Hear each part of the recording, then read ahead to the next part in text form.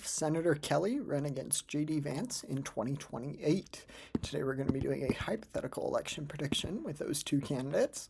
Starting out with the first state in Nevada, going to put that into the Democratic Party's category. I think this will be a pretty easy one for Democrats to win as far as states they lost in 2024. 2024, definitely not a good showing for the Democratic Party. Harris lost every swing state and only managed to win the one swing district in the Nebraska area, in Omaha, Nebraska. But I think in 2028, in this hypothetical matchup, Mark Kelly would be a strong nominee. He's from a swing state. He's proven he can win in Arizona as a senator, and I think that he would be a strong candidate. He was actually a candidate for vice president in 2024.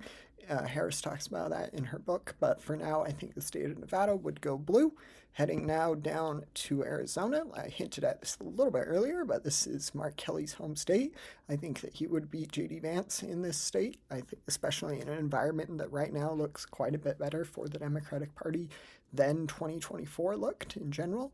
We will have to see what happens during the midterms this November to give us a better, more holistic idea about what is going to be the persuasion of the swing states come this November, as well as in 2028.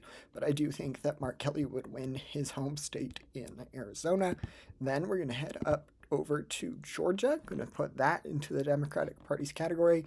Nothing too crazy here. Generally, Georgia is looking like they will elect a Democrat, or re-elect a Democrat to the Senate this November. And like I said, with the other swing states, we'll have to see what happens during the midterms. But for now, I think Kelly would be able to win Georgia. I do think it would be by less extensive of a margin than Arizona or Nevada. But I think Kelly would be a strong candidate to compete in the Sun Belt and that he would win these states. I think he would win these three. However, I don't think he would win the state of North Carolina, which I'm going to be putting into J.D. Vance's column. That'll be the first state won by the Vance campaign, 16 electoral college votes. And then I accidentally forgot to do the district in Omaha, Nebraska. That one I think Kelly would be able to pretty easily win. Like I mentioned earlier, Harris won this district, and that was a pretty bad year for Democrats. So I think if she can win it then, I think Mark Kelly can certainly win it now in this hypothetical 2028 matchup. So that will be the call there.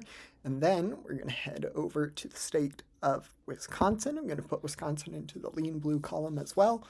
I feel less confident about Michigan and Pennsylvania going in the lean blue column, but I think they would probably end up being tilt. So that will be the final call. 303 electoral college votes for Mark Kelly on the Democratic side versus 235 for J.D. Vance on the Republican side. Feel free to agree or disagree with me in the comments, and don't forget to like and subscribe. Thanks. Bye.